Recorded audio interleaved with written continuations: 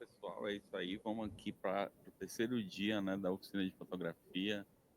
E, e aí, nos primeiros dias, assim, o Jorge trouxe assim, uma profundidade, né, de detalhes, assim, né, de cada minúcia, né, dos aspectos da fotografia, da câmera, né, da lente, enfim, tá muito interessante, né, muito rico, né, de conteúdo. E aí hoje a gente vai mostrar muito exemplo, né? Muito trabalho né, de fotógrafo, né? E enfim, passando a palavra para ti já, né? Bora nessa. Boa tarde, gente. Obrigado, Renato, mais uma vez. Hoje um dia quente aqui em Belém, mesmo com ar-condicionado, o negócio está quente.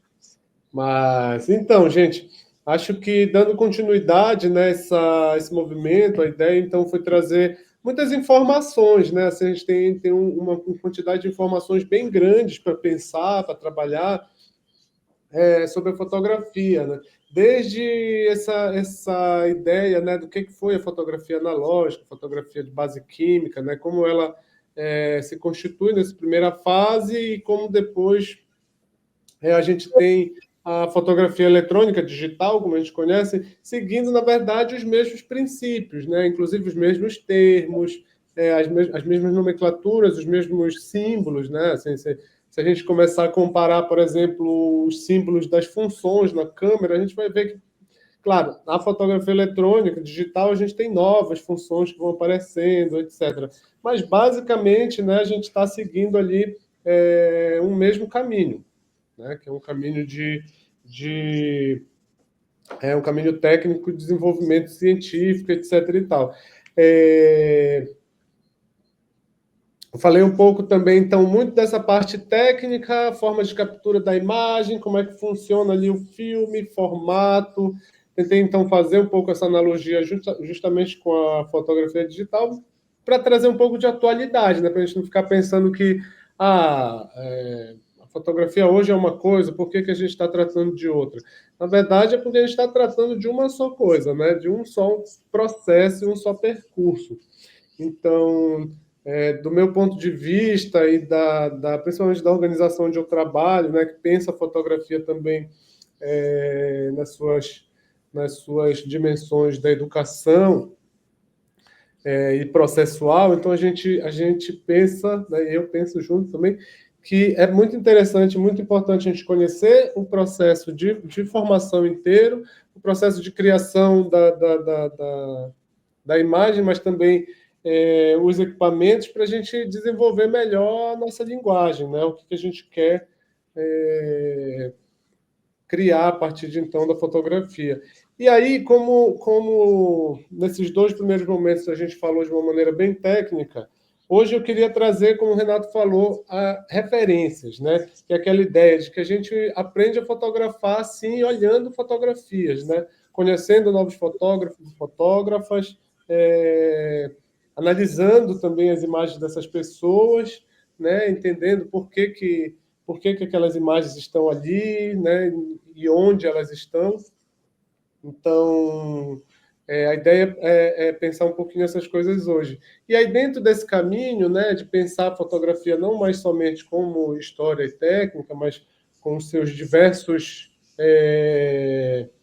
desdobramentos, digamos assim, eu pensei, até propus aqui para o Renato, justamente a gente passar um vídeo que é de uma série que chama Caçadores da Alma, que é uma série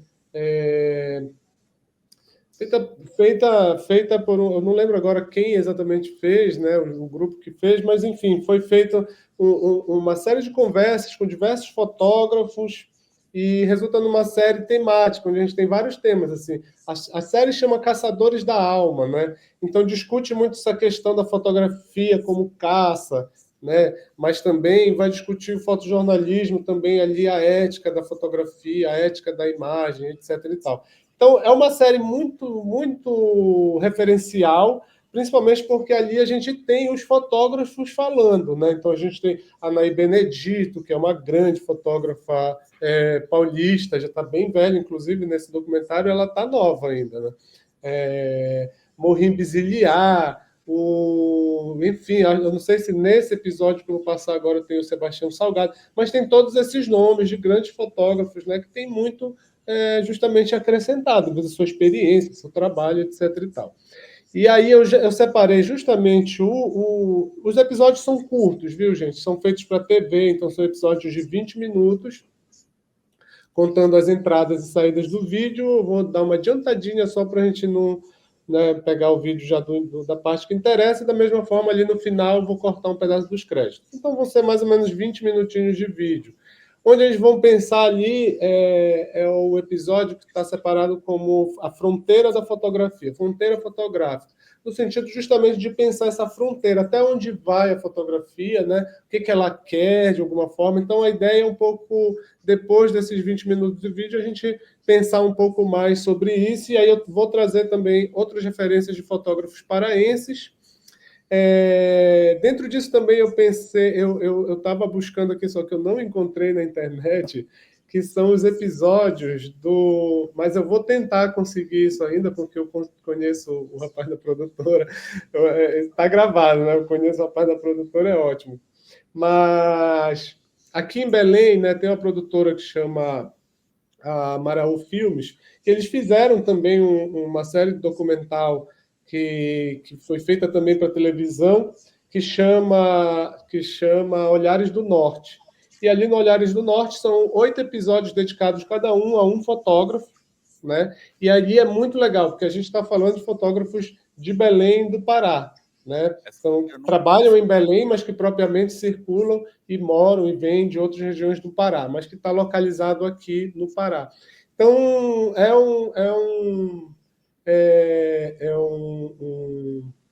uma pesquisa referencial muito importante para a gente, que é fotógrafo, e principalmente para a gente que trabalha e vive aqui, né, no Pará, na Amazônia, e está olhando esse espaço, essas condições, né, essa vivência que é muito própria.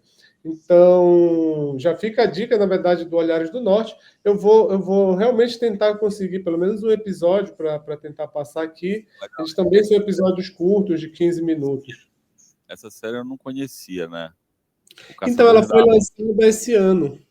O Caçadores da Alma é do Silvio Tendler, né? Que, na verdade, é um grande documentarista brasileiro. Ele tem, assim, uma série de documentários importantíssimos, assim, né? Sobre a ditadura e Django é dele, né? as questões raciais, né? E, enfim, ele tem um trabalho magnífico.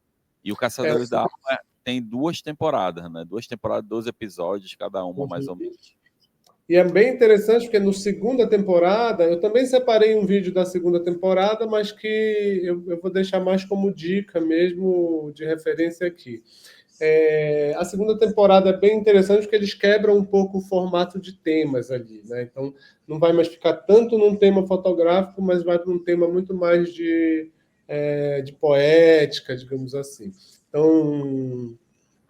Então é por aí, né? Então vamos assistir agora justamente o Caçadores da Alma, o episódio número 12. Lembrando que o Caçadores da Alma, inclusive, tem no YouTube ele completo, os 13 episódios já separadinhos, assim, no mesmo canal, que é o canal Caliban, Cinema e Conteúdo.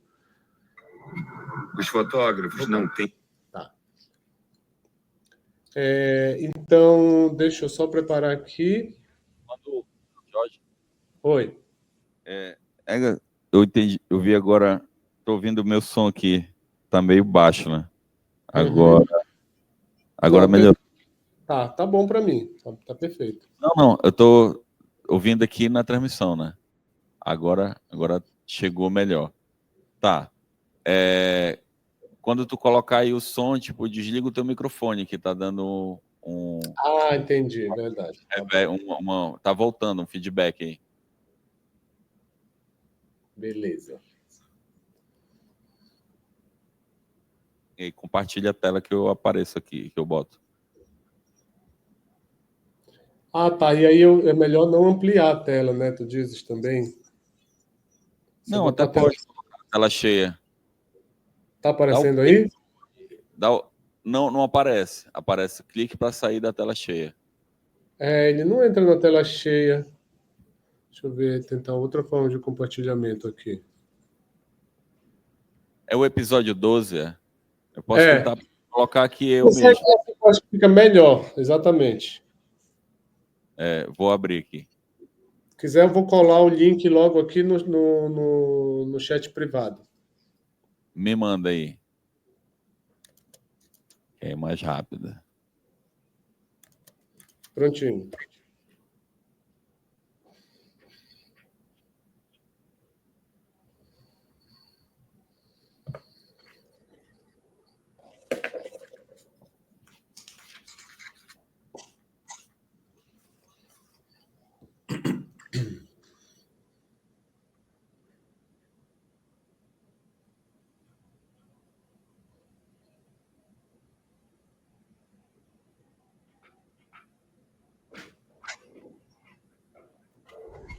Os fotógrafos.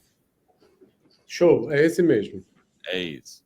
Tá, Então deixa eu vamos só... lá. E depois disso, eu já anotei alguns teminhas que aparecem nesse vídeo para a gente debater então aqui, né? Trazer eles mais. Legal. E aí vou trazer outras referências também.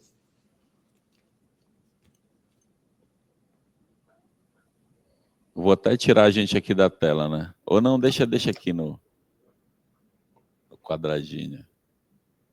Não têm fronteiras. Eles são capazes de fotografar o belo e o feio. Denunciar, refletir. Tudo é imagem. Toda fotografia, essencialmente, ela é documental, mesmo que ela não foi feita com a proposta de registro de longa data, né, o registro para o futuro. Ela acaba sendo uma referência física, cultural, intelectual, de tudo que a gente vive, né? E eu percebi o poder que a fotografia tinha na formação de uma ideia, né? Diferente da pintura. A pintura, ela já, por mais realista que ela seja, ela parte de uma ideia um pouco mais abstrata, um pouco mais fantasiosa, mais alegórica. A fotografia, ela tem um poder de verdade. Quando eu fotografo, eu quero glorificar essa complexidade que é esse ser humano. Isso eu acho que é glorificável.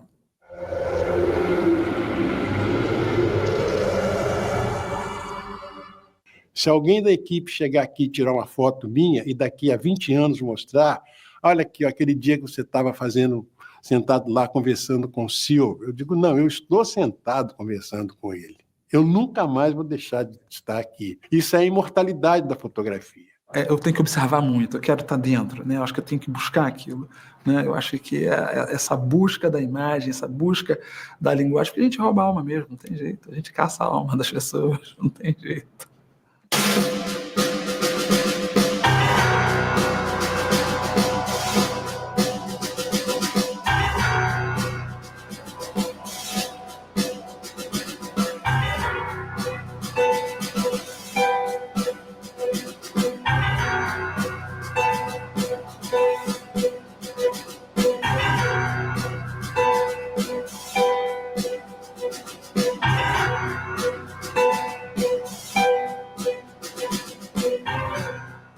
Eu já fiz outros projetos, por exemplo, um chama-se Brasil Sem Fronteiras, por exemplo. Tem a ver com os limites também, com as barreiras que a gente encontra no nosso próprio país, enfim, ou na América Latina, que é ver que a gente faz fronteira com 10 países na América do Sul e a gente não está voltado para a Europa, para os Estados Unidos e esquece. Aí a gente pegou a linha de fronteira, muito mais do que separação, é um ponto de mistura, de troca, ou seja, lugares ricos também desse sentido. Né? Onde o boliviano casa com a brasileira e os filhos estudam na Bolívia, mas eles moram no Brasil, o dinheiro se mistura. Como eu digo, assim, acho que existe a fotografia é feita nesses momentos de troca, de encontro. Né? O que me levou a Cuba, na verdade, foi justamente que lugar é esse que ainda existe, né? E que consegue ser tão... que consegue lutar contra toda essa hegemonia capitalista, né? E agressiva. Um lugar muito difícil de entender, assim, muito difícil de entender. Cuba é um mistério até hoje. Eu fiz esse livro, mas continua sendo um mistério. Mas um mistério muito poético, né? Existia naquela época, não sei se ainda existe, uma disponibilidade das pessoas para serem fotografadas que eu não sei se existe igual no mundo em algum outro lugar, sabe? Assim, as pessoas muito afetuosas.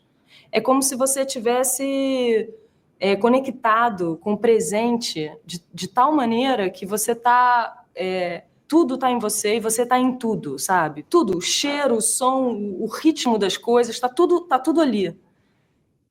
E aí tem a história do Che Guevara também, que junto com Jimi Hendrix, Janis Joplin, John Lennon, Che Guevara estava nesse patamar aí de ícone, né, de revolucionário. Na realidade, assim, a cidade onde ele foi executado, La Higuera, chamava-se La Higuera, hoje é San Ernesto de La Higuera. Ele já foi santificado, na realidade, na Bolívia, né?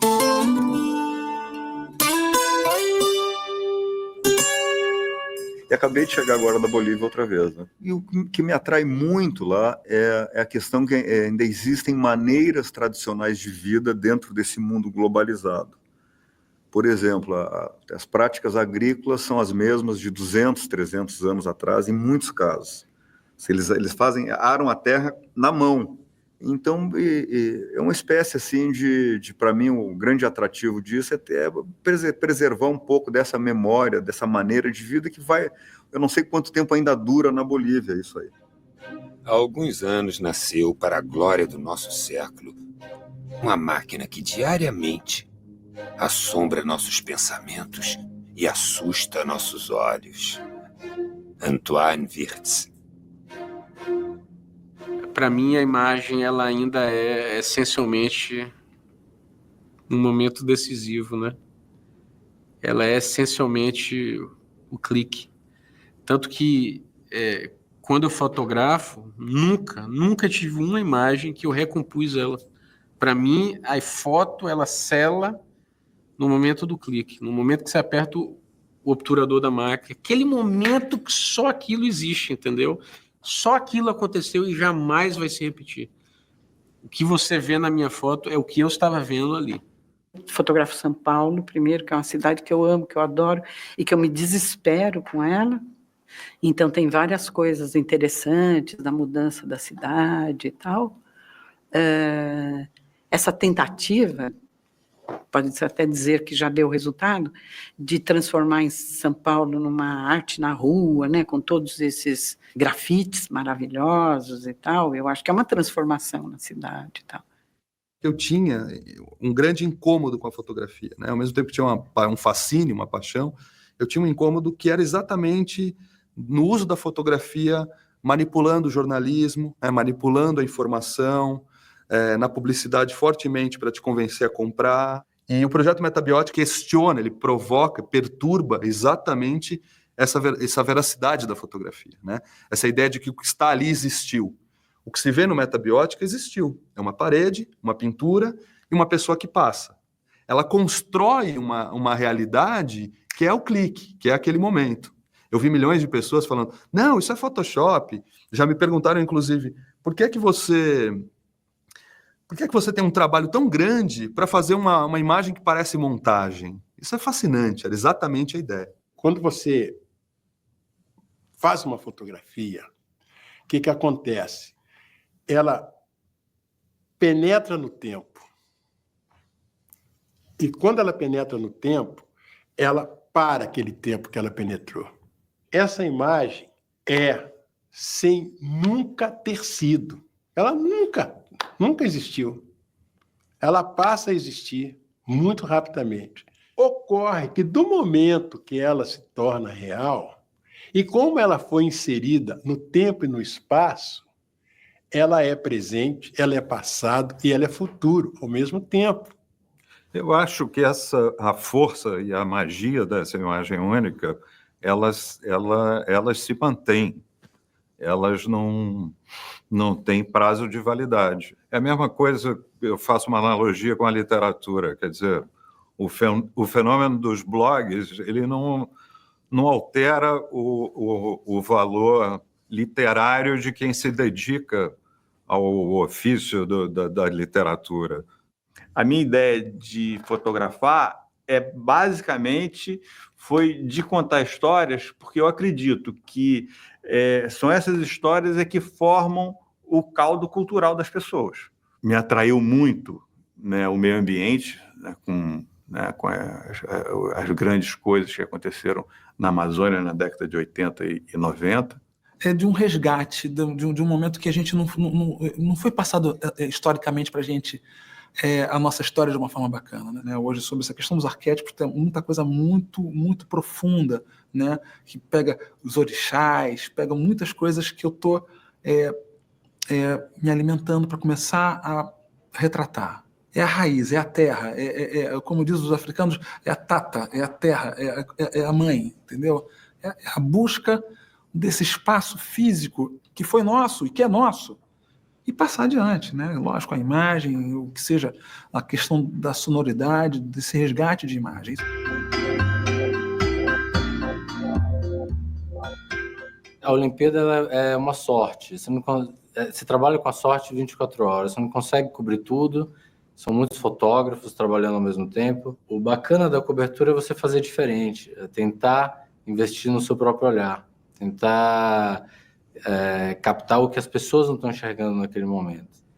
Eu acho que todo esporte tem a sua particularidade, né? A corrida de 100 metros é uma aposta, né? Você tem ali os 7, 8 melhores do mundo, uma variação de tempo minúscula ali, um para outro, segundos, e você precisa apostar num cara. Essa aposta, quando dá certo, é ótimo.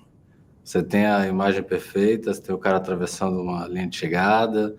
Quando não, você tem que recuperar isso de alguma forma.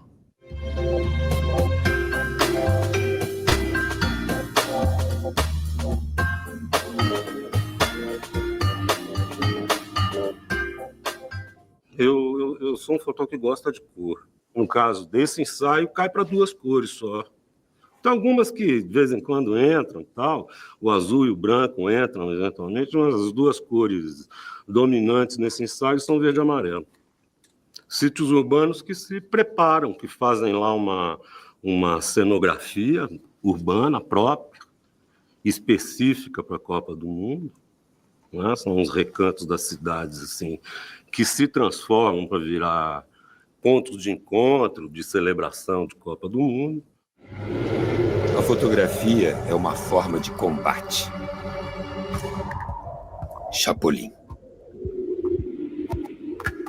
Mudar o mundo, eu acho que é uma tarefa muito maior do que a fotografia. Mudar o mundo é milhões de gente na rua em movimento contra os opressores, contra as ditaduras. É isso que muda o mundo, né? E a fotografia, se ela quiser cumprir esse papel, ela tem que andar para e passo com esses movimentos, né? E aí colocando realidades objetivas e subjetivas, né? Porque não existe verdade absoluta, né? As árvores queimadas e submersas erguem os braços, assim como os homens pedem socorro nesse processo de destruição que alguns chamam de progresso. É um trabalho que eu comecei a fazer só com árvores mortas. Elas estão dentro de um lago.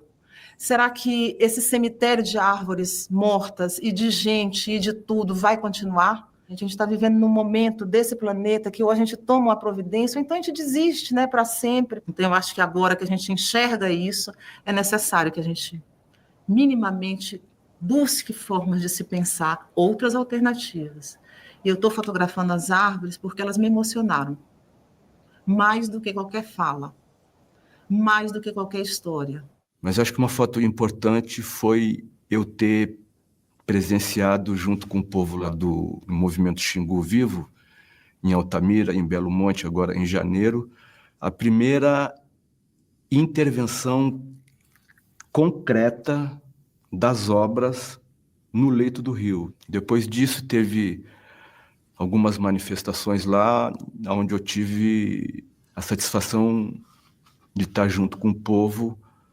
Então, algumas histórias precisam ser recontadas ou contadas com novas versões, que são versões que existem, para que as pessoas possam entender e fazer um julgamento com mais informação. Então, é claro, eu acho que também a postura ética é uma ética mesmo, uma questão política, né?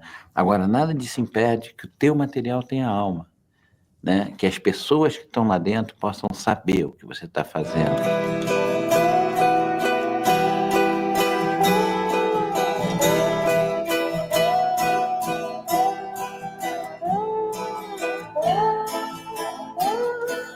Comecei a pensar que a imagem também é uma forma de combate. A gente começou a gravar várias situações de movimento sem teto, de conflito de polícia com o povo.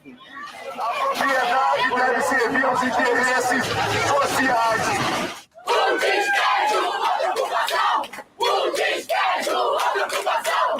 Um despejo, outra ocupação! Na verdade, eu busco uma confusão. Eu quero que meu olhar seja só uma confusão, porque é isso que eu sinto, em todos os olhares, assim, todos os povos. O projeto Tripalium foi uma experiência de explicar através da imagem qual é a minha concepção do trabalho. Uma das partes seriam os trabalhadores da construção civil, que se misturam entre uniformes e máquinas. Aí passei para uma segunda parte, que era os trabalhadores informais, que nem gostam de ser chamados de trabalhadores, ao contrário, reconhecem o trabalho como tripalium, um instrumento de tortura escravo. Fotografei malabaristas no sinal. E, por último, fotografei a classe que trabalha com a caneta, assinando, para representar a classe mais opressora dos trabalhadores, que são os patrões também, trabalhadores, né? A fotografia política hoje, eu acho que o inimigo não é identificado. Entende? Você não... A fotografia, antigamente, não. Era tudo. Você era cercado por um universo de bandidos, né? Os perigos da nação, os opressores reais da nação, eles estão muito, muito cobertos por uma névoa, assim, que não permite uma identificação clara, nenhuma ação em cima desses caras. Então, a fotografia não se coloca da forma que se colocou naquela época. Eu acredito que o que há é uma mudança de paradigma para um paradigma mais flexível. Eu não sabia nem como chamar isso, de um terreno mais movediço, onde as verdades absolutas, essas sim estão em decadência. Se fala que a fotografia pode ajudar a transformar uma realidade injusta, de uma guerra, de uma situação de pobreza, de penúria. A fotografia não tem mudado o mundo, tem mudado a percepção de mundo de algumas pessoas. Eu senti ódio dos soldados de Gaddafi. Cada criança que morria, eu sentia ódio de cada um deles. Você está no meio disso tudo e falar, quem sou eu agora? Falar como eu saio disso, como eu me movimento dentro disso, é muito difícil. A única coisa que eu acho que isso contribui é para que eu possa, talvez, de alguma forma, ser um melhor interlocutor dentro desse conflito. Para que esse conflito, de alguma forma, se solucione.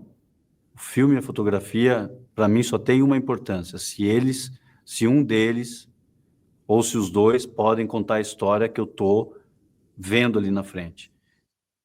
O primeiro fotógrafo veio lá em 1980, então esse trabalho de Serra Pelada eu gosto muito. E fiquei louco aquilo ali. Na época eram 25 mil, 30 mil garimpeiros, só tinha homem, era uma coisa comandada lá pelo Exército, pela Polícia Militar, o Curió tinha a Polícia Federal também, então era um negócio bem policiado e tudo. E eu fiquei abismado com aquele formigueiro de gente trabalhando. E para mim foi uma coisa interessante, porque naquela época não era digital, era filme, né? Eu estava com poucos filmes, estava voltando já, eu tinha 5 filmes de 20 chapas. Eu tinha 100 fotogramas para usar. E aí eu, fotografando ali, comedidamente, gastei os 5 filmes. E para mim foi a reportagem da minha vida. O legal de uma outra matéria que a gente fez foi sobre contando a história do Josué de Castro, pegando como personagem, depois de 4 décadas, o catador de caranguejo. E aí foi um dos lugares assim, mais pobres que eu vi na vida. Eu cheguei nesse local, o catador de caranguejos, ele saía 4 horas da manhã, caminhava 1 hora, passava o dia inteiro com um copinho de café e voltava para casa depois com, sei lá, uma penca de caranguejos. A beleza é uma questão de olhar. Os mesmos fotógrafos que denunciam injustiças e desigualdades são capazes de clicar ternura e afeto. Fiz uma série de fotos no Forte Santo Antônio, além do Carmo, que era prisão em Salvador. E meses antes, eles tinham transferido os presos desse forte para Mata Escura. E ficou lá a memória de cada cela daquela, a alma daquelas pessoas estavam ali. E depois eu quis fazer um contraponto. Eu fui para a Ponta de Corumbau, que fica ao sul de Porto Seguro, onde as pessoas vivem livremente, onde você encontrava o negro, o índio, o mulato, essa variedade de pele numa pequena comunidade. E onde as pessoas viviam de pesca ou da agricultura. Um dos exercícios que eu faço é se fotografe ou se represente, e fotografe uma pessoa que você quer muito bem, treinando os limites entre não censurar e não caricaturar, né? De forma que você sinta a mesma liberdade que você sente quando vai fotografar. Isso vai permitir a gente aprender a ver a beleza, vai fazer a gente aprender a respeitar. É muito mais importante, já dizia Bresson, são as pessoas. Então a minha foto não tem direito de macular, de ofender alguém. Uma coisa interessante desse trabalho foi que eu peguei justamente junto com essa luta pela terra, também essa mudança de comunidades isoladas por décadas, começando a se integrar ao mundo moderno, chegando à eletricidade. Portanto, tem uma foto no Rio das Rãs, na Bahia, que é o primeiro dia com energia elétrica. O povo todo junto para assistir um filme, foi uma coisa emocionante mesmo. Assim. O pintor parte do zero e faz a sua pintura, né? A fotografia você tem que partir do caos e tentar limpar para ter alguma coisa. E a energia que eu estou te falando, tanto é do cara que faz o gol, como é do cara que está morrendo, como é de um pedaço de uma folha que bate um sol numa hora poderosa e que daí você tem uma beleza. Sempre me disseram muitas fotos minhas de situações críticas, situações de dor. A princípio ela tem uma beleza. Como você explica isso?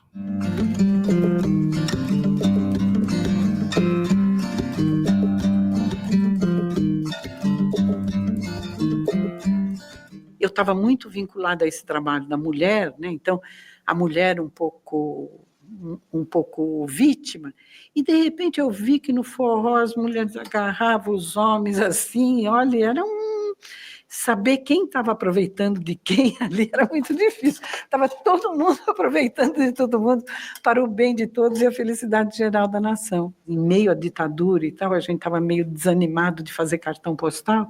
A gente fez um cartão postal já na F4 com ela, e daí eu pus ela e falei, bom, eu espero que pelo menos o tesão resista, alguma coisa assim. E daí uma das secretárias se trancou e falou, enquanto não tirar essa foto de lá, não saio do banheiro. Você vê que provoca coisas inesperadas, né? O erotismo é uma das bases do conhecimento de nós próprios. Tão indispensável como a poesia. Anaís Nin. Eu acho que eu faço ficção. Eu não acho que eu faço realidade. Eu não sou fotógrafo realista, eu sou um ficcionista. Eu acho que tudo meu é uma história que eu estou contando. Assim, as Playboys, elas vinham sendo feitas de uma forma... A mulher pelada, escancarada, lá, o masturbador de plantão... Quer ver aquela mulher? Pergunta para qualquer masturbador de plantão se ele gosta das minhas fotos. Nenhum gosta. Acho horrível.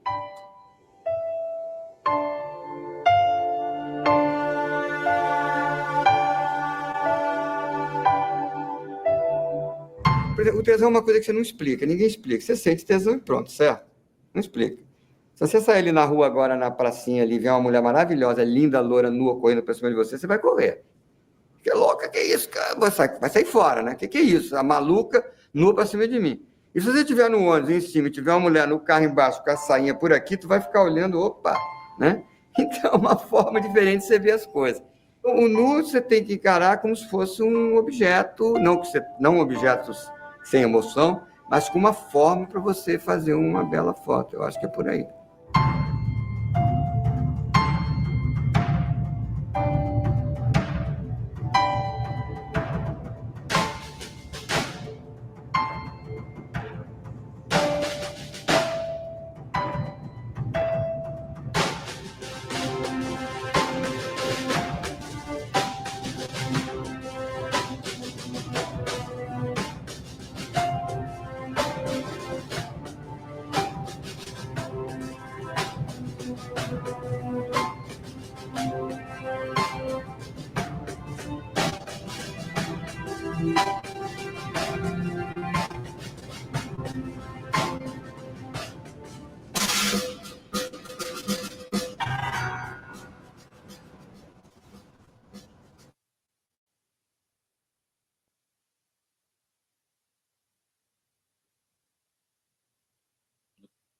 Não estou te ouvindo, Jorge. Diga aí E aí, gente, que tal? Como é que foi? Eu gosto muito desse episódio porque eu acho que, de alguma forma, ele dá uma resumida, assim, né? E muitas coisas são tratadas na série inteira, né? Então, assim, dentro de uma das coisas que eu já tinha separado aqui para pensar, por exemplo, a partir das coisas que são trazidas nesse documentário, logo a primeira fala, que eu acho que é do Christian, né? O Christian é um grande fotógrafo, eu gosto muito do trabalho dele. Ele tem um trabalho super bonito na África, em que ele fotografa muito natureza, inclusive. Ele, salvo engano, ele conta uma história que ele passa por algumas questões que ele não aprofunda muito, mas ele passa por algumas questões pessoais, né, que fazem com que ele também busque outros caminhos da produção dele, né, da produção de fotografia. E ele passa para uma fotografia de natureza. E é muito interessante as fotos dele, né, assim. E ele tem uma técnica também, eu não sei se ele usa em todas, ele tem uma técnica que ele fotografa com câmera digital normal, né, e depois ele trata a foto, faz todo o trabalho de edição e depois transforma essa foto num negativo fotográfico de grande formato. Aquele negativo que chega a ser mais ou menos o tamanho desse livrinho, assim, né? Aquele 4x5. E aí depois ele faz a cópia, que vai para exposição, né? Que vai para jornal, que vai para catálogo, etc. Então passa por todo um processo, né? Ali a gente tem também a Paula Sampaio, né? A Paula Sampaio, que é daqui de Belém, ela é egressa de Minas, na verdade, a família dela é de Minas, mas ela viveu a maior parte do tempo, estudou, e trabalhou e trabalha aqui em Belém. A Paula também tem uma técnica, falando de técnica, uma técnica um pouco diferente. Ela fotografa normal, mas fotografa com filme fotográfico. Depois ela faz uma cópia da foto e depois ela digitaliza essa cópia e trata essa cópia subindo os contrastes. Então, por isso que tu vai ver nas fotos da Paula Sampaio, por exemplo, e depois eu tenho ela aqui na referência, depois vocês vão ver que a Paula Sampaio justamente tem um altíssimo contraste na imagem, que é para trazer dramaticidade mesmo, que a pessoa está falando de um tema que é super que é super duro, né? Mudança climática, destruição, então tudo isso, né? Então, voltando para o Christian Mascaro, quando ele fala, né, que a foto é um documento, a fotografia é um documento, isso é muito interessante da gente pensar. Muito comumente, né, a gente associa justamente a fotografia ao registro do real. Ou seja, o que é a fotografia? Um recorte, né, objetivo da realidade, né? E, claro, de fato, a fotografia ela é um recorte objetivo da realidade. Não tem como dizer que aqueles elementos não estavam ali durante a foto, né? Então, se eu fotografo aqui, eu estou olhando vocês daqui do vídeo, se eu fotografo vocês, nenhum de vocês vão poder dizer que não estava nessa sala durante esse dia, né? Então, a fotografia, sim, ela se constitui como um documento. Agora, o Boris Kosoy, que também é um fotógrafo, pesquisador, professor, né, de fotografia, mas também de teoria da fotografia, ele vai falar também de um outro aspecto que a fotografia guarda, que ela não é somente um documento, mas ela também é uma representação. Ou seja, no sentido de que, por mais que aqueles elementos estivessem ali, a escolha de enquadramento é do fotógrafo, né? Isso daí traz uma subjetividade para a imagem, né? É por isso que, assim, se a gente tem naquelas coletivas de imprensa, por exemplo, né, tem 400 fotógrafos fotografando o mesmo assunto, tu não vai ver nenhuma foto igual, né? Seja por conta da posição onde eles estão, seja por conta do tipo de recorte que ele vai fazer ou o tipo de expressão que ele está buscando ali, né? Então, justamente isso, a fotografia tem um pouco essa dualidade, assim, né? como é o nome dele? Do carequinha ali, que é fotógrafo da Playboy também, que foi fotógrafo da Playboy. Ah, o Bob. Bob O Wolfson. Bob Wolferson, né? O Bob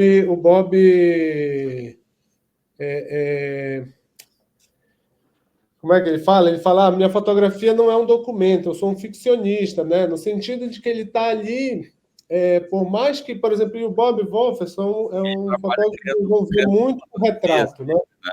Ele trabalha sempre criando uma fantasia, criando uma Exatamente. história mesmo, né? Enfim, Ele cria uma história, mesmo quando ele está fazendo um retrato, né? Ele está buscando ali uma forma de contar uma história, porque aquela foto ela não vai ser... e a grandeza da imagem dele consiste justamente nisso, né? Da composição de todos esses elementos e a história que ele quer contar e que tu passas a sentir ali olhando a imagem dele, né? Nesse episódio ele fala somente da Playboy, porque está nesse recorte do erotismo, mas tem os outros episódios que ele vai falar, que eu acho que é o episódio de Paisagens Humanas, que é o terceiro, quarto, por ali, que ele vai falar justamente do retrato, né? E aí me lembrou de novo uma outra fala daqui do documentário, né?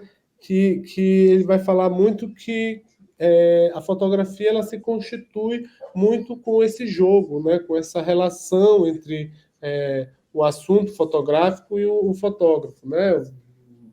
Então, a gente se relaciona com essas coisas, né? Pensa, se relaciona, tudo mais, e produz a imagem, né? Então, a imagem ela não está isenta ali, não é somente um recorte do real, né? E que vai representar o mundo tal como ele é. Talvez a gente possa pensar essa frase no sentido, a fotografia, assim, é um recorte do real, vai representar o mundo tal como eu enxergo, como eu enxerguei ali naquele quadro, né? Que é justamente a frase também do Mascaro, quando ele vai falar ali, né, que a minha fotografia é o que eu estava vendo. O que eu estava vendo muito no sentido de que, justamente, né, ele faz um recorte, é um recorte subjetivo, né? Por mais que o mundo, sim, seja o mundo ali, né, que ele esteja fotografando. Então, essa coisa, né, também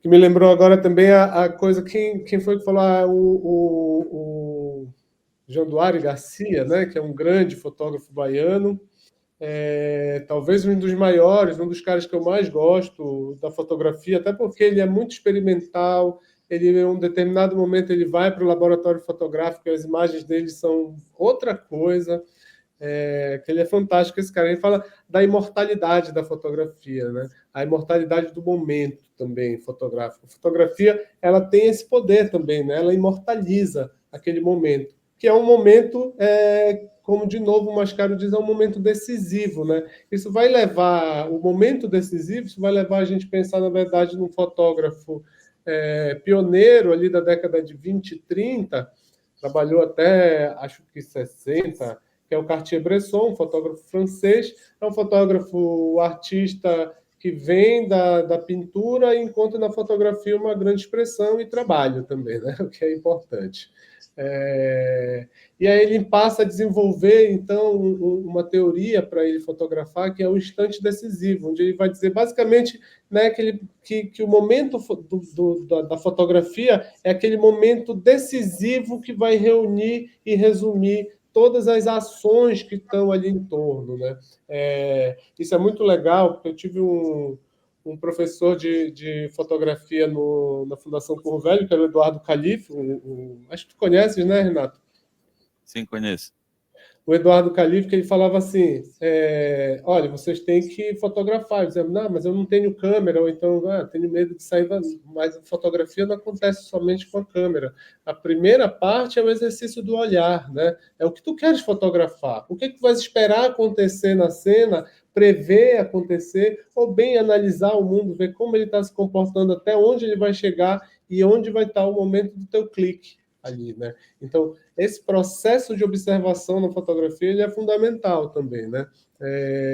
Porque é isso, aquele momento ele só existe uma vez, mas talvez vai existir um momento em que a gente vai conseguir capturar aquilo dali, né? E aí consiste também essa grande beleza da fotografia, né? De como tu vais sintetizar sentimentos, momentos, etc., numa numa imagem, né?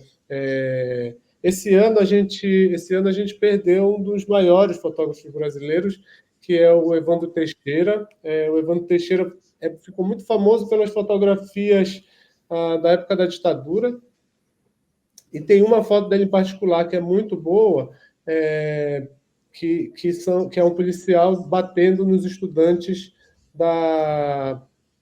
no protesto na Faculdade de Filosofia da USP. E aí tem um que está caindo no chão e tem um outro que talvez já tenha levado a cipuada e ele está pulando, né?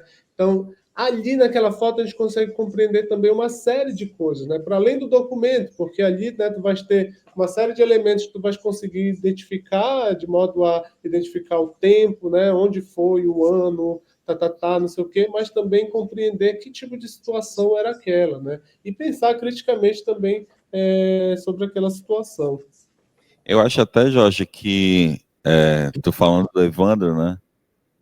A ditadura, né? Tipo, é um exemplo bem legal do quanto essa subjetividade da fotografia, né? Como na época os militares eles não compreendiam muito bem isso, né? Eles passavam batido, então tipo, os fotógrafos eles se aproveitavam, né? Da não compreensão, né? Do que estava sendo falado ali, né? Na subjetividade, para colocar críticas, né? Tipo a ditadura, né? E isso foi usado muito fortemente, né? Por vários anos, né? E marcou uma geração, marcou o olhar brasileiro, né? Sem dúvida. Tem um cara ali que eu não lembro se é o Coimbra. O Coimbra é esse cara que eu estava até falando ontem, que ele faz uma foto da Igreja da Penha com a lua no Rio de Janeiro, que é maravilhosa. E ele conta a história dessa foto, que ele então observou durante muito tempo esse comportamento da lua por onde ele passava, quando ele voltava ou de ônibus ou de carro na volta do trabalho, sempre naquele mesmo horário, e ele passou a observar que a lua ela se comportava assim no movimento, né, que ela ia determinado horário, determinada parte que ele estava passando, ela se punha bem atrás da Igreja da Penha. Então ele se concentrou nisso, foi lá e fez uma foto ali. Eu não lembro se é exatamente esse fotógrafo, mas aí no documentário tem um outro cara que é bem interessante, que ele fala isso, né? Que ele esperava e observava muito o comportamento, no caso, não da Lua agora, mas das pessoas ali, principalmente figuras políticas, e observava os seus tiques, né? Tique nervoso, tique estranho, e passou a observar muito isso, e fotografava nesses instantes, né? Então ele causava um certo constrangimento, justamente porque as matérias, principalmente, digamos, matérias de escândalos políticos, etc. e tal, e as imagens que ele trazia desse, por exemplo, esse político envolvido, era justamente uma imagem, às vezes, bem estranha, que a pessoa está fazendo uma cara, um jeito, um gesto, que era justamente esse tipo de gesto que ele estudava nessas personalidades que ele ia fotografar, porque ele precisava trazer aquilo dali, né? A pessoa não é uma pessoa ilibada exatamente, mas é uma pessoa que né, a gente aqui é uma figura pública que a gente precisa expor de alguma forma um certo comportamento, que a gente precisa tratar e mostrar, né? Desencantar de alguma forma essa pessoa no sentido de não desumanizar, né? Mas no sentido de mostrar outras facetas ali, né? daquela personalidade, sobretudo políticos, né? Então é muito interessante esse cara, eu vou procurar melhor o nome dele, mas é muito interessante isso. E ele inaugura um pouco isso na fotografia jornalística brasileira, que tu vai ver justamente ali em plena ditadura, né? Onde existia toda uma restrição para fotografar, toda uma coisa que as imagens tinham que ser isso e aquilo, e ele conseguia trazer assim, né? Até de maneira bem chacota, de maneira bem a constranger mesmo esses caras assim com determinadas expressões, sabe? Assim, momentos em que a foto, assim, imagina, dois militares passando um do lado do outro assim, em termos diferentes, mas ele fotografava de modo que os dois pareciam estar quase se beijando. Isso daí era uma provocação, né? E ao mesmo tempo dizia, não, mas é só foto, eu levantei e cliquei, né? Então tá mais ou menos tranquilo assim, né? Então Muito isso. E aí, entrando um pouco nessas questões mais políticas da fotografia, né, eu anotei aqui também a frase do outro menino, que é um cara que eu gosto muito, que é o Iatan Canabrava, né, que é um grande fotógrafo também, uma figura assim, que também fala bastante, escreve sobre E fotografia. tem o Festival de Paraty, né? Exatamente. É um dos caras que idealizou no início o Festival de Paraty. Hoje em dia ele já não é mais da equipe de produção, quem é o Macarena mesmo. Ele está sempre acho que tem uma produtora, né? Que eles estão sempre em várias incubadoras de projetos, assim, sempre Ele é um cara muito começando bacana. esses festivais, essas ações, né? As falas dele, os textos dele sobre fotografia são bem interessantes. E ele traz uma questão também que é bem interessante, né? Que é uma pergunta: se a fotografia pode mudar o mundo, né? E ele mesmo responde assim: talvez não seja essa melhor a pergunta, né? Mas talvez a gente pensar que a fotografia não exatamente pode mudar o mundo, mas ela pode mudar a nossa percepção sobre determinada realidade no mundo. Né? É justamente aí que o artista, o fotógrafo pode entrar, que a imagem pode entrar, né? A trazer uma realidade e mostrar uma realidade que muitas vezes está distante da gente, mas que ela não vai só mostrar a realidade, né? Ela vai trazer aquilo e contar de alguma forma, seja para nos indignar, para fazer com que a gente tome partido, para fazer com que a gente compreenda melhor determinada realidade e situação que está longe da gente, né? Então, acho que também ali ele traz uma coisa que é muito forte, né, assim, dentro da fotografia, que essa ideia de, né, a fotografia não vai exatamente mudar o mundo, mas ela muda assim, a nossa percepção com relação ao mundo, né? E aqui, assim, vale lembrar de a gente pensar na imagem, não exatamente somente na fotografia enquanto arte, mas na imagem, né? O quanto as imagens hoje, justamente, elas servem muito para isso, né? Ou a gente consegue atingir determinados pontos que a gente quer a partir das imagens, né? Pensar, por exemplo, em diversos veio agora na cabeça assim, a imprensa jornalística, as mais críticas já vem criticando, por exemplo, o trabalho policial muito agressivo, né? Vamos deixar os termos assim de maneira mais rasa, mas enfim, por exemplo, lá em São Paulo, agora, ultimamente, né? Isso todo mundo sabia e sabe que a polícia está sendo agressiva, isso e aquilo, mas quando aparece a imagem, né? Quando aparece a imagem, que tu vê o negócio acontecendo, a tua percepção possivelmente vai mudar ali. Não estou dizendo que tipo de posição a gente vai tomar, mas que a gente vai ser tocado de alguma forma. Vai. Então a imagem, acho que ela exerce muito essa função também. Assim, eu acho muito feliz essa frase do Iatan ali, né? Assim, essa imagem, né, Jorge? Ela tem um poder no mundo, né? Real, né? Porque se a gente for pensar que a imagem é uma representação, né, de alguma coisa, né? Então, uma defesa. Então, ela tem um poder, no mínimo, de influenciar, né? E é o que ela quer, que em geral, na verdade, né? Isso é o sistema, né? Isso são as convenções, né? Tipo, as leis, são imagens, né? Fixas ali que se convencionaram, né? Então, se por um tempo eram influências apenas e da feita que foram aceitas virou realidade.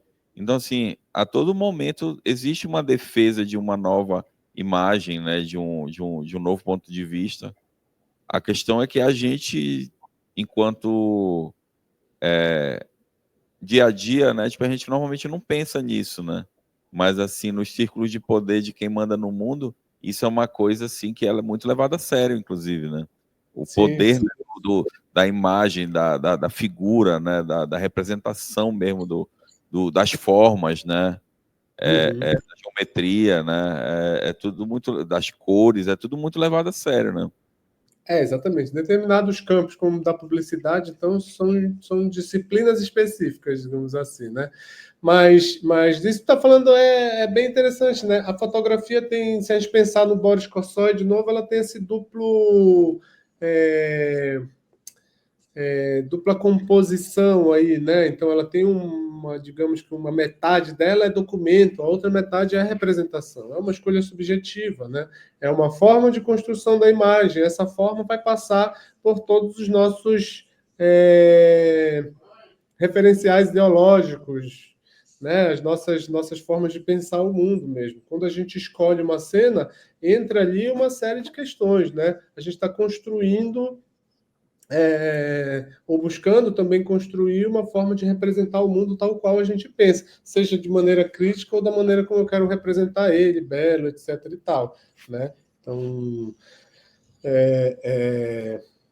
a fotografia tem esse duplo aí, que é bem interessante. Acho que deve ter uns triplo ou quádruplos, se a gente for pensar na composição inteira, né? De como a imagem se constitui, na verdade, e a relação que a gente tem. Porque, para além disso, a gente ainda tem aonde a fotografia está sendo colocada, né? Porque, assim, a primeira parte é o fotógrafo fazendo sua escolha, documentando, fotografando.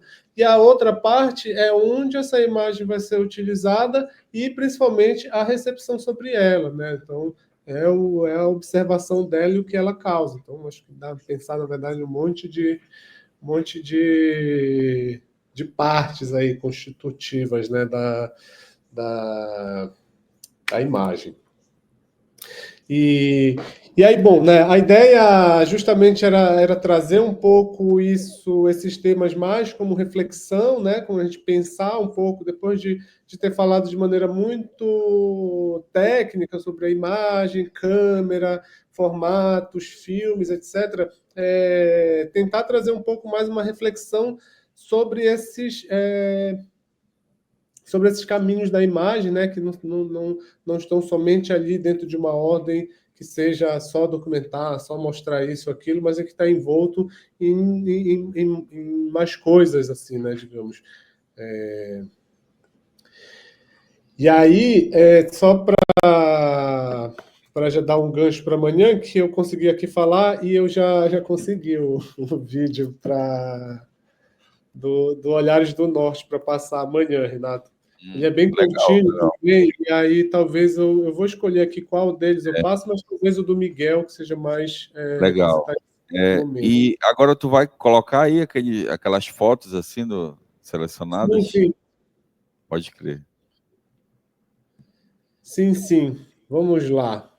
Que aí agora é bem interessante da gente ver justamente, né? Tipo, essas seleções que tem os recortes já muito bem delimitados, né? Desses olhares, por exemplo, que eu e tu, a gente conhece bem já, né? Mas, por exemplo, aqui, né? Eu venho trazendo trabalhos, né? Filmes, né? Paraenses, assim, que a gente já conhece há tanto tempo em Belém. E, por exemplo, aqui talvez nunca tenha passado, né? Então, imagino que o trabalho desses fotógrafos que vão aparecer agora também, em breves, assim, não são muito conhecidos, né? Entendi, sim. Deixa eu apresentar aqui. Será que vai em tela cheia? Compartilhar a tela.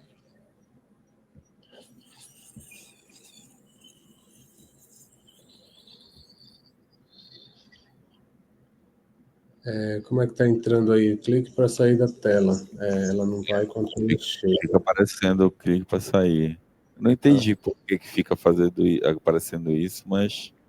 Pois né? Porque você está projetando justamente como apresentação de slide, né? Aham.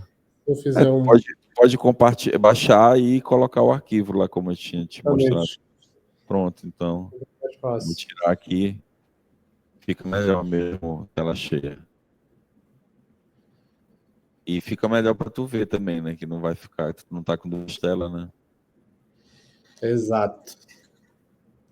Então tá, vamos lá, slides PDF.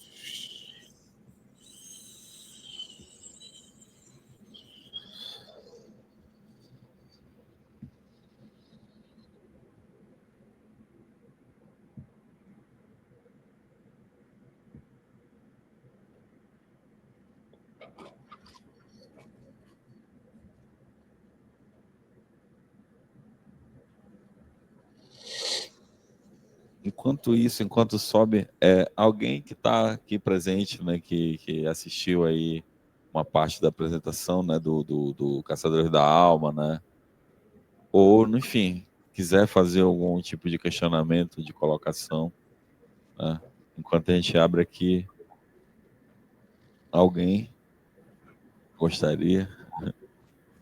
Sigamos, então. Beleza, então. Então, aqui eu trouxe, na verdade, nessa ideia também da gente, de novo, né, fotografar e compreender a fotografia, ou aprender a fotografar sempre olhando os fotógrafos, né, que é onde a gente tem a nossa maior referência. Claro que outras também são referências para nossas imagens, né? Não somente a própria fotografia, mas a literatura, né?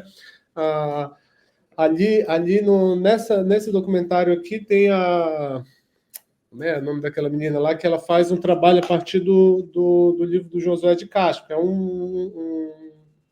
um autor que vai falar principalmente sobre a fome, né? Questões de trabalho, etc. e tal. E ela monta um trabalho a partir desse cara, já com outro tipo de trabalhadores, né? Ali o catador de caranguejo, etc. e tal. Então, né, outras referências também para fotografia, claro, além da própria fotografia, são a literatura, as artes, o mundo, todas as nossas referências, né? Então, a fotografia, acho que é isso também, ela é muito multidisciplinar também, de alguma forma.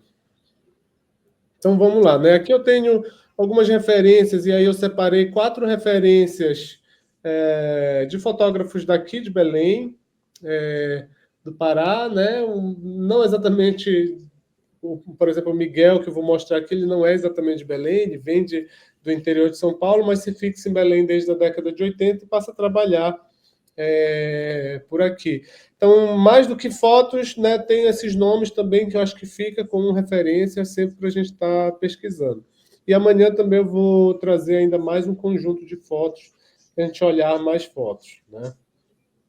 Então, começando aqui, eu tenho o Miguel Scaoca, né? O Miguel é um fotógrafo que vem do interior de São Paulo, se estabelece em Belém no início da década de 80, né? E passa a trabalhar primeiramente, aliás, nos jornais independentes e dentro dos movimentos sociais, principalmente dos movimentos ligados aos direitos humanos. Então, ele fotografa bastante as passeatas e manifestações que existiam, né, em prol da terra, moradia, né, atividades urbanas também, movimentos urbanos de moradia, etc. e tal, ele vai fotografando. E ele começa a se relacionar muito com a cidade, né, se estabelece na cidade, casa, tem os seus filhos em Belém já, e passa a se relacionar justamente com esse ambiente e cada vez mais se relacionar com a cidade, com o estado e com a região, né? Então aqui a gente tem 2 fotos dele que são bem famosas também dentro do percurso dele, né? Onde a gente vê um pouco assim a poética do Miguel. Eu acho a poética do Miguel uma poética primeiramente muito simples, mas muito carregada de sentimento reflexivo, assim, parece, né? Essa foto aqui do lado esquerdo, né? Tem esse homem olhando ali a cidade ao longe, entre eles tem um rio, né? Acho que aqui essa foto é super, para mim, carregada de poética, né? Esse homem ali do outro lado da margem, olhando a cidade ao longe, né? Tem um rio, ele é um homem negro, então aqui tem muitas coisas, eu acho que muitos elementos para se pensar, para se levar, né, em consideração assim, nessa foto. Não é só uma foto de um homem de costa diante do rio e a cidade, né? É isso, né? E a outra foto também, né? Assim, ela é uma foto meio... no outro episódio do Caçadores da Alma tem um cara que vai falar assim, a foto, ela sempre tem que ter um pouco de mistério, né? Então, ela sempre deve deixar a gente um pouco na dúvida. Isso é muito legal. E essa foto aqui do lado direito no Miguel, acho que, para mim, traz um pouco isso. Ao mesmo tempo, nessa silhueta, esse preto de sombra mais forte, né? Ele dá um certo ar de mistério nessa foto, né? Que a gente fica tentando desvendar o que é isso. E, de certa forma, quando a gente começa a desvendar, esse mistério parece muito mais leve, né? Até, de alguma forma, ali, que tu percebe a silhueta de uma mãe com uma criança, de uma moça com uma criança, né? E o barco, como as coisas vão acontecendo. Para além dessa luz, que é uma contraluz ali muito leve sobre o rio, talvez muito cedo da manhã, porque quem já fotografou o rio, né, sabe que para conseguir essa textura a gente precisa de uma luz quase específica ali em cima dela. Então, talvez muito cedo da manhã, esses primeiros raios de luz, né, e traz essa atmosfera um tanto onírica também, né? E quando a gente pensa, acho que a Amazônia, né, a gente está em volta de várias outras questões também, entre elas o próprio imaginário mítico, né, que a gente tem sobre essa região. Então, acho que essa foto também ela é bastante carregada de muitas outras coisas, apesar de, para mim, também ser uma foto muito simples, né? Tecnicamente, eu talvez fizesse no meu rolo de negativos umas 4 ou 5 para conseguir sair ela assim, né? Mas é isso, né? Uma foto um tanto quanto simples, que eu digo, porque ela não é uma foto onde tu tens um grande virtuosismo assim do enquadramento, da posição do fotógrafo em relação à cena, né? É uma cena normal, né? Meio que tu assim, chegando um pouco mais alto, num certo barranco, mas chegando ao rio, né? Não é uma cena, não é uma construção de uma composição muito complexa, mas ao mesmo tempo tu tens ali todos os elementos do quadro dentro de uma maneira muito bem colocada, né? De uma maneira muito bem equilibrada. A canoa toma, junto com o rio, quase a metade da foto. A metade de cima, na verdade, o rio toma 3/3 ali da foto, né, se a gente for olhar. E essa separação no meio, esse quadrado aqui em cima onde está a mulher, e esse outro aqui embaixo onde a gente não sabe muito bem o que está acontecendo ali, mas que são os elementos que, a partir de quando a gente começa a ver a canoa, a mulher, a gente consegue começar a incluir elementos ali que, de alguma forma, faz com que a gente identifique o local, a cena, a realidade, né? Alguém já conhecia o Miguel aí? O Miguel Shikaoka? Além do Renato?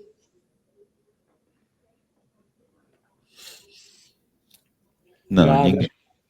Miguel é Conhecia. um grande amigo, também tenho o prazer de ser amigo e acho que sempre discípulo, uma pessoa assim fantástica, da gente sentar, conversar. Eu até já falei aqui essa semana do Miguel, né, que o Miguel ele é uma referência, né, em arte e educação hoje, né, no Brasil, inclusive, com justamente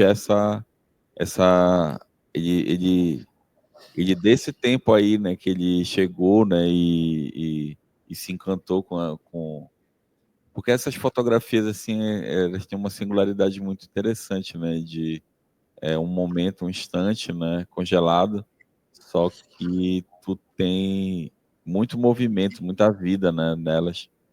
E aí eu acho que o Miguel ele consegue passar, né, todo esse encantamento que ele passa, né, nas imagens, né, no ensinamento, né, em fazer as pessoas também se encantarem dessa forma, né. Exatamente, né? O Miguel, inclusive, propõe, digamos que assim, como um braço da educação, a própria linguagem da imagem, né? A própria linguagem fotográfica. Ele propõe a pedagogia da luz, no sentido a imagem ela também ensina, e mais do que a imagem ensina, o processo de construção da imagem, o processo de observação, o processo desse aprendizado onde a gente vai parar, respirar e olhar o mundo para fotografar, para registrar esse mundo. Quer dizer, esse processo ele ensina, né? Esse processo guarda aqui toda uma potência pedagógica mesmo, né? E relacional e tudo mais, né? Na medida em que a gente para observar o mundo, né? Para observar ao nosso redor, para observar com mais cuidado, mas também com crítica ao nosso redor. Então, acho que são ensinamentos assim para a vida toda. E o Miguel é uma pessoa muito acessível, o Instagram dele, vocês podem me procurar como Miguel Shikaoka mesmo, e, enfim, se precisar até conversar, falar de projetos, etc. e tal, é uma pessoa muito aberta e muito legal mesmo para falar e trabalhar assim. Inclusive, agora ele está dando uma oficina que vai ser dia 20, através de um projeto que ele está realizando aqui em Belém, né? E que vale muito também conhecer. Infelizmente, essa oficina dele não vai ser online, vai ser presencial. Aqui a gente tem a Paula Sampaio, ainda bem que eu sem querer selecionei imagens que não são as imagens que ela está trabalhando lá no vídeo, muito embora aquele trabalho do vídeo eu gosto muito, que é o Lago do Esquecimento. O Lago do Esquecimento foi um trabalho que ela fez em Tucuruí, né, no lago de Tucuruí. Ali, então, a gente tem essas regiões onde elas foram totalmente alagadas, né, e formaram esses grandes lagos ali, e onde a gente tem somente parte das copas das árvores para fora. E, claro, com o tempo, essas árvores já se afogaram ali, né? Tu só tens os troncos ali, né? E é muito interessante, porque num determinado momento sobre esse trabalho, né, eu acho que, inclusive, no episódio que ela faz também do Olhares do Norte, ela fala isso, né? O projeto era para fotografar ali a região, né, a relação dos moradores com Tucuruí, né, o lago, fotografar o lago. E as primeiras vezes que ela foi, é muita coisa, né? Tu tens que fazer um recorte justamente do mundo ali para contar a tua história. Então, e aí ela fala que, na verdade, dentro dessa primeira viagem de deslocamento mesmo, de um lado para o outro, tem que passar por esse lago e tem que passar devagar, de certa forma, porque senão também pode roçar o fundo do barco dessas árvores. Aí. Então tem que ir devagar. E nessa que tu vais devagar, e quem já teve a oportunidade também de ir nesses lugares de lago de hidrelétrica, assim, sabe que é uma experiência, gente, é uma experiência. Ali são verdadeiras entidades que estão se comunicando, e é impressionante, na verdade, como ela fotografa essas árvores, esses troncos ali, que estão metade submersos, né, e metade para fora, e como aquilo traz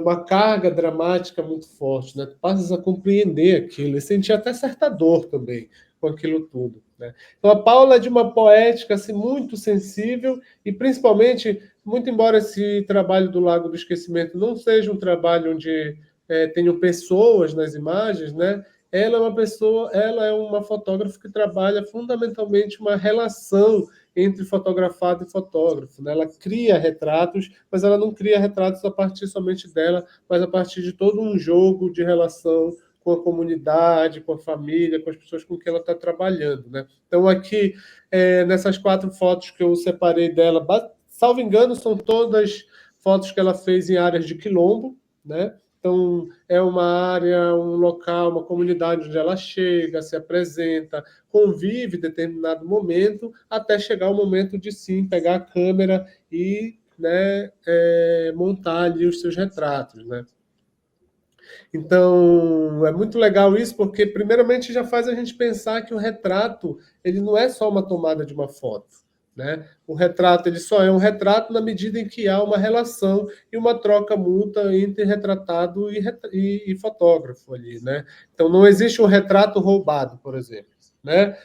Tirei um retrato aqui da pessoa, ela sabe que tu fizeste a foto? Não, então não é um retrato, é uma foto, né? O retrato é essa outra modalidade fotográfica onde a gente vai quebrar um pouco essa hegemonia do fotógrafo e vai criar relações, né? Vai criar relações muito próprias mesmo. E aqui a Paula ainda traz todo um jogo, né? Principalmente em pensar nessas 3 primeiras imagens aqui, onde ela faz um jogo meio simbiótico, né? De elementos naturais, mas que foram manipulados por esses agentes e esses próprios agentes ali, né? O casco da tartaruga, é muito interessante como a menininha ficou bem atrás ali também, né? Aqui a foto ao lado, né? Que é uma asa de uma galinha que o menino estica sobre o braço dele, né? E aqui, diferente do Miguel, ali naquelas fotos do Miguel, não que o Miguel não tenha isso, mas aqui nessas fotos, principalmente, a gente já tem um virtuosismo maior da própria movimentação do fotógrafo, né? A escolha das lentes também. Ela usa uma lente um pouco mais aberta aqui, dá para dar, talvez, né, principalmente essa foto do garoto dá uma distorcidinha assim na imagem, nas proporções, né? Então, talvez ela não utilize somente uma lente 50, uma lente, né, 28, 35, talvez aí uma 28, uma 24 até, né? Acho que ela varia mais aí, justamente tendo em vista essas fotos. E aí, o que eu quero dizer, na verdade, com esse virtuosismo? É justamente certas posições que vão esticar mais a tensão na imagem, esticar mais um pouco a dramaticidade dentro da imagem, né? Ela vai buscar mais isso. A terceira foto aqui, para mim, é uma foto muito forte, muito bonita, mas também muito forte, né? Que é quase essa simbiose também do homem com uma árvore ali, com um tronco, né? Mas aí não é só um romantismo sobre a imagem, né, do homem natureza. Para mim, aqui tem muito mais crítica, porque a gente está diante de uma árvore dilacerada, né? Uma árvore que está cortada. Então, tem muito mais coisas nas sublinhas da imagem que podem ser contadas aí, né? Então, essa é a Paula Sampaio. Da mesma forma, a Paula Sampaio, hoje, ela é coordenadora da gerência de fotografia do SESC, daqui de Belém. É uma pessoa super acessível também, inclusive uma pessoa muito... um minutinho. Uma pessoa muito querida, né? Uma pessoa muito acessível também e que ela faz encontros, por exemplo, com fotógrafos. Você pode ligar para ela e marcar, por exemplo, uma leitura de portfólio, né? Uma pessoa que faz isso. Ela se propõe também a fazer essa discussão junto com outros fotógrafos, né?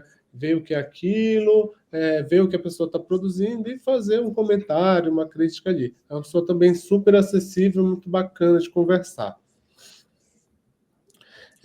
Uma terceira referência daqui de Belém também, né? Claro, e de novo, muito embora eu faça um estudo desses fotógrafos e tente conhecer o máximo de fotógrafos que existem por aqui, isso também é um recorte, né? E também um recorte subjetivo. De certa forma, são fotógrafos que eu gosto muito aqui, né? Para além da importância objetiva que eles têm, claro, né? Então, aqui a gente tem o Luiz Braga. O Luiz Braga, ele já é um fotógrafo daqui de Belém, é um fotógrafo que trabalhou desde a década de 80 também. Eu não tenho certeza se o Luiz vem do jornalismo ou da publicidade exatamente, mas o Luiz, propriamente, é um fotógrafo que, apesar da cena, apesar não, né, mas que a gente olha a cena montada por ele, de certa forma, também uma cena simples, né, mas que traz ali, em todas as fotos do Luiz, se a gente for olhando assim, o Luiz trabalha muito com retrato, é muito instigante a gente olhar as fotografias do Luiz e imaginar, cara, como ele fez, né, essa foto, assim, ele precisou, com certeza, conversar com essa pessoa e negociar, né? Então, é uma pessoa que, de cara, assim, a gente imagina, e conhecendo ele, assim, né, eu não o conheço pessoalmente como um amigo, mas eu o conheço, né? É uma pessoa muito me fugiu a palavra. É uma pessoa muito legal, sabe? Basicamente é isso. É uma pessoa que conversa com as pessoas, né? Ele tem muito tato, né? Exatamente. Sabe aquela pessoa que, por mais que tu diga que mas ele é branco, ele é alto, ele não parece ser dali, mas é uma pessoa que ele é tão carismático nesse sentido e que sabe conversar, se relacionar, que ele consegue adentrar em diversos espaços, né? Então, ele fotografou muito aqui em Belém os bares que ficam nas margens dessa rua que vai até a universidade, né? Que é a Bernardo Saião. São áreas de periferia da cidade, mas que conservam também uma coisa que para ele foi muito cara, que é as diferenças de luz, né? Então o Luiz vai investigar muito a questão das luzes, né? A luz natural, as luzes artificiais, os diversos tipos de luzes que são utilizados, e principalmente são utilizados dentro desse, e que compõem, na verdade, esse nosso imaginário e que monta a nossa estética e nosso imaginário, assim, né? A gente vai em bares, vai num barco, a gente vê isso, as luzes de cores diferentes, né? Uns arranjos, um parque de diversões como esse daqui, e um parque de diversões, né, muito característico desses parques de diversões, um tanto mais menores, né, e algumas vezes com certa precariedade ali, dos brinquedos, etc. e tal. Então, aqui perto da minha casa tem muito assim, né, tem uma festividade que acontece todo ano do Santo, que montam um arraial, e é um bairro de periferia. O arraial não é um arraial como o da Igreja de Nossa Senhora de Nazaré, lá no centro da cidade, né? É um arraial mais humilde. Então, os brinquedos também são mais humildes. Eu tento ir uma vez por ano nesse arraial lá para fotografar, mas confesso que até hoje ainda não gostei muito das imagens que eu produzi. Então, vou continuar indo para ver no que dá. E aqui, justamente, é isso, né? O Luiz traz um pouco, acho que, dessa ideia das cores da Amazônia, né? O Luiz virou essa grande referência de cor, né? Principalmente de cor, quando a gente pensa a Amazônia, a gente pensa o estado do Pará, quando a gente pensa as periferias, como as cores e as luzes elas se relacionam ali. Então, ele veio brincar muito com isso, né? Assim, na produção dele. A outra fotografia aqui ao lado, que é do Homem Azul, inclusive foi uma fotografia que ficou guardada no arquivo dele durante muitos anos, porque ele não gostava dessa imagem. Ele achava que tinha sido um erro, porque ele tinha posicionado o pedido para o rapaz ficar muito na frente, e aí o rapaz ficou azul ali demais, e ele não queria muito isso, né? Mas aqui tem todo um jogo de temperaturas de cores, né? Ele passa a fotografar num determinado horário, né? E esse horário vai te dar um tipo de luz, e junto desse tipo de luz ele vai e se relaciona com as outras luzes que estão no ambiente, que são luz de tungstênio, luz de não sei o que são todas essas luzes que tem aí no barco, e que muitas vezes vão trazer temperaturas diferentes na imagem, né? E aí ele não gostava muito dessa foto, e o curador dele, olhando o arquivo, não sei o que, trouxe essa daqui, né? E assim, virou uma das fotos mais conhecidas dele. Outra foto muito conhecida dele é a Banista, que é uma garota tomando banho, tomando sol, molhada assim, na beira da praia, né? Inclusive, e aí, né, falando do Luiz, é muito isso. O Luiz Braga, geralmente, ele conhece essas pessoas que ele fotografou e fotografa durante muitos anos, porque ele faz um trabalho e passou, depois de um tempo, a fazer um trabalho em que ele vai mais ou menos para os mesmos lugares durante muitos anos. Então, ele conhece as pessoas, as famílias, ele fotografa a menina quando ela tem 13 anos, quando ela tem 15, no aniversário de 18, no casamento de 20, a filha dessa, sabe? Então, ele passa a acompanhar, de certa forma, essas pessoas e fotografar. Então, também isso, né? É um trabalho de construção muito primoroso nesse sentido, em que ele passa a se relacionar bem com essas pessoas para poder, então, enfim, chegar lá e fotografar, né? Bom, finalmente, então, eu tenho aqui uma outra referência, que eu considero também, basicamente, esses quatro como quatro grandes, importantes fotógrafos, principalmente da década de 80, 90 e os anos 2000 aqui da cidade, né? Mas são quatro pessoas assim que são muito referenciais. Eu acho que eu ainda colocaria junto deles aqui pessoas como Otávio Cardoso também, mas, enfim, referências a gente sempre vai ter muitas, mas acho que esses são eixos, assim, essas pessoas aqui, né? E a Elza Lima, então, a Elza Lima é uma fotógrafa daqui de Belém. Ela também tem uma relação muito grande com o interior do estado, então ela passa a fotografar, principalmente em função do trabalho dela, que é de ser fotógrafa do estado, em diversos órgãos por onde ela passou. Então ela passa a viajar muito pelo estado, né? Então ela vai para as comunidades quilombolas, ela vai fazer matéria nas cidades, vai fazer matéria nos interiores. Então tudo isso faz com que ela ganhe também essa experiência muito grande de uma vivência dentro da Amazônia.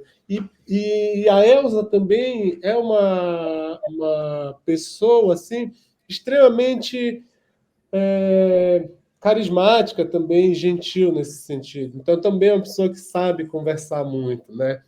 Sabe conversar ao ponto de ela criar essas imagens que, bom, aí a gente também vai discutir aqui nas imagens dela, né? Fotografia é um recorte somente da realidade, né? Que tipo de realidade é essa? Dessa foto que está ali em cima, por exemplo, do peixe, né? Isso não existe, é uma fotografia criada, né? A realidade aí, na verdade, é toda essa criação. Então, essa poética, essa liberdade de criação de cenas também só é possível dentro de um jogo todo relacional, né? Onde ela passa a se relacionar ali com as crianças que estão tomando banho, com a mãe e os filhos que estão banhando na beira do rio, com os garotos que estão ali, né? Possivelmente em meio ao trabalho com o animal e etc. Então, da mesma forma, a Elza Lima é essa pessoa que ela cria imagens que, na verdade, não são as imagens da realidade, né? E a gente vai ter muitos fotógrafos que seguem também esse caminho, e eles passam a criar novas realidades, digamos assim, né? Então, acho que a Elza Lima, dentro dessa ficcionalidade amazônica, assim, é uma figura importantíssima, né?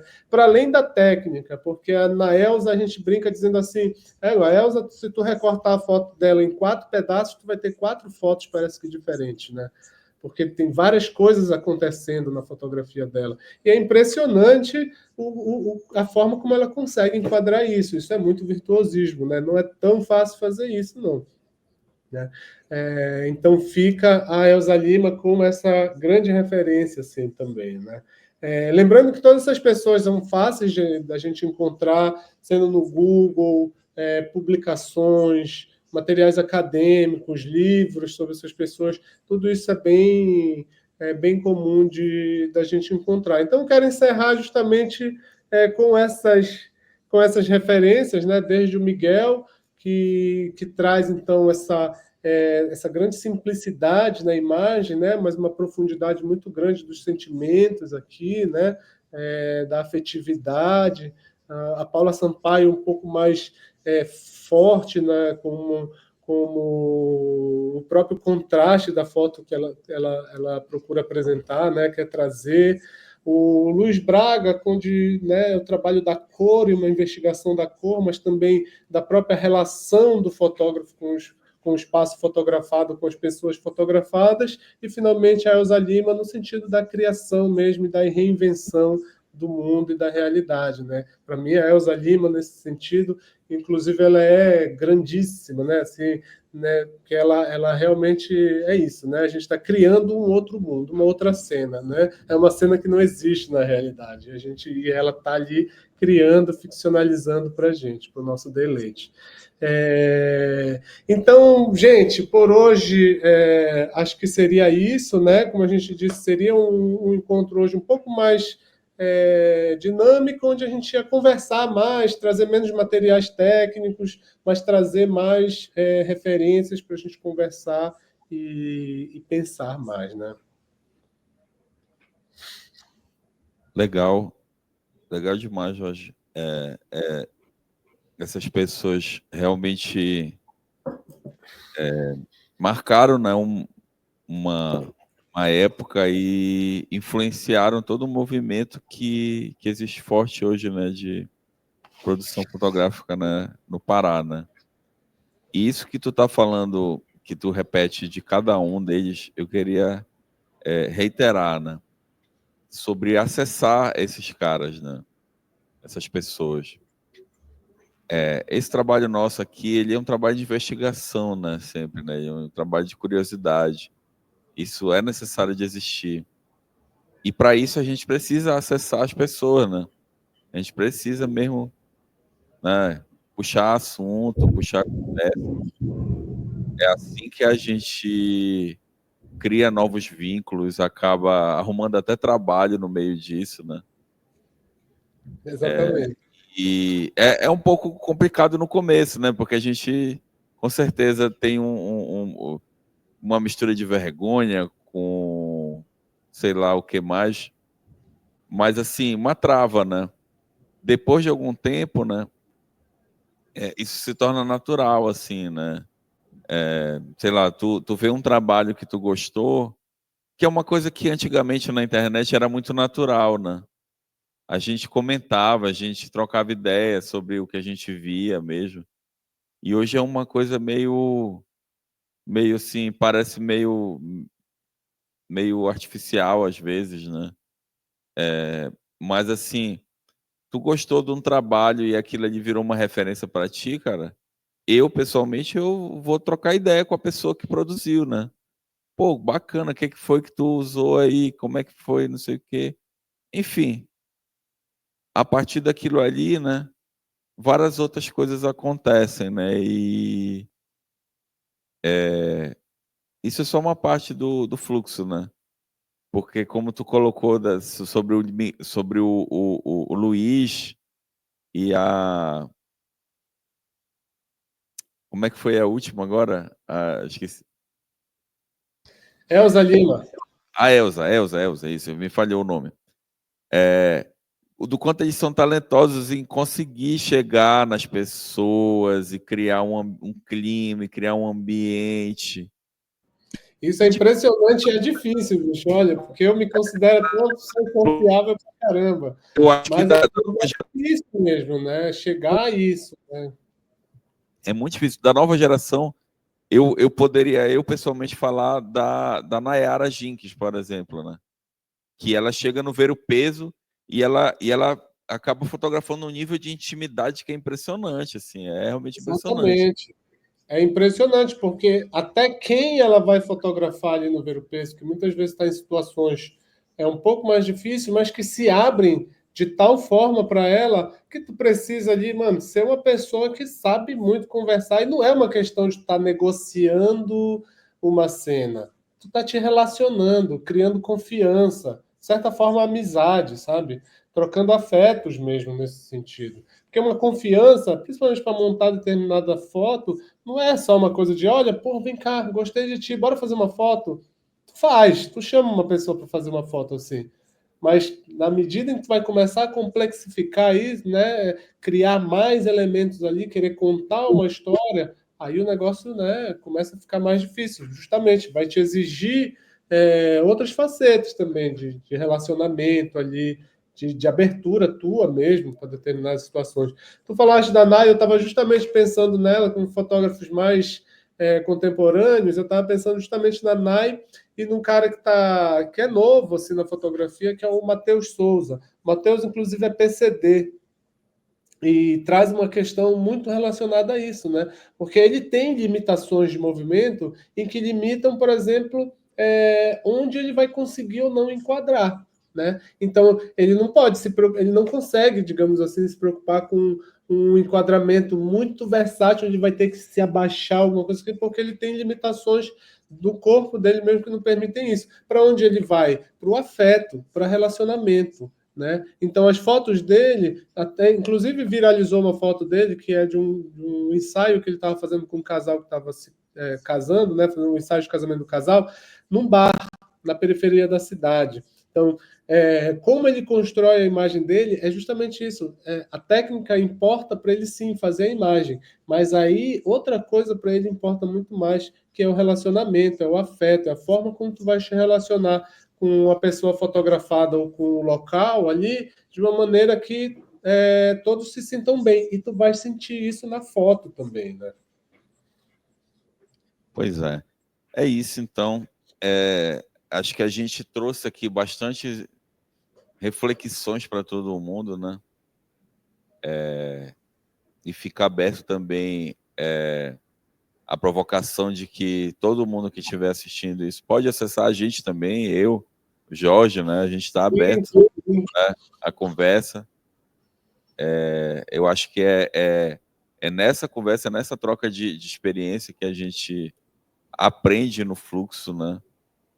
Eu, pessoalmente, de verdade, por exemplo, eu tenho uma história com o Ripper, né? Com o João Ripper. Uhum. Eu conheci ele lá no Acre, né? Legal. E aí a gente criou uma amizade, né? mas assim, ele marcou mesmo, sabe? Tipo assim, as palavras dele, né? Esse ponto de vista dele de que a foto é feita por duas pessoas e que tem que ter um acordo mútuo e que tem que ter um respeito e, enfim, ele tem toda uma complexidade assim de humana, sabe? De valorização do ser humano que me marcou bastante, né? E faz parte do meu olhar, do meu ponto de vista até hoje, né? E essas conversas, assim, é justamente, assim, ele foi lá, tá tendo uma oficina, beleza, eu faço a oficina, tô ouvindo ele, mas as conversas que marcaram realmente foram no depois, né? Foi no depois, foi às vezes por e-mail, às vezes por WhatsApp, às vezes numa conversa rápida que a gente se encontrava num festival, ou enfim. E é isso, Jorge. Vamos encerrar assim. Já dá para ouvir até a chuva aí que está chegando, porque... Vai cair um pau d'água e uma trovoada. Barulho de trovão e começou a engatar a tua voz também, né? Pô, por causa da internet começa a piscar também. Mas é isso, acho que a gente foi bem hoje também. E é isso, eu te agradeço mais uma vez. Legal, eu agradeço muito também, agradeço a participação de todos e quem eventualmente assistir depois essas transmissões, né? Como tu disseste, fico aberto também para qualquer comunicação. Eu tenho lá meu Instagram, ele é fechado, mas pode mandar uma mensagenzinha, não tem nenhum problema. Eu trabalho numa organização, de novo, que é a Associação Fotoativa, onde nós trabalhamos com a imagem, com projetos relacionados à fotografia e educação, laboratório fotográfico. Então, visitem também quando estiverem por aqui por Belém, ou também pode seguir pelo Instagram, e a gente vai estar fazendo várias atividades esse ano. A gente também da Fotoativa tem um canal no YouTube que tem várias lives que a gente fez, principalmente em 2020, 2021, ali naquela situação da pandemia, onde a gente traz também diversas questões para serem debatidas, né, dentro da prática fotográfica, dentro da arte e educação, que acho que também contribuiriam muito.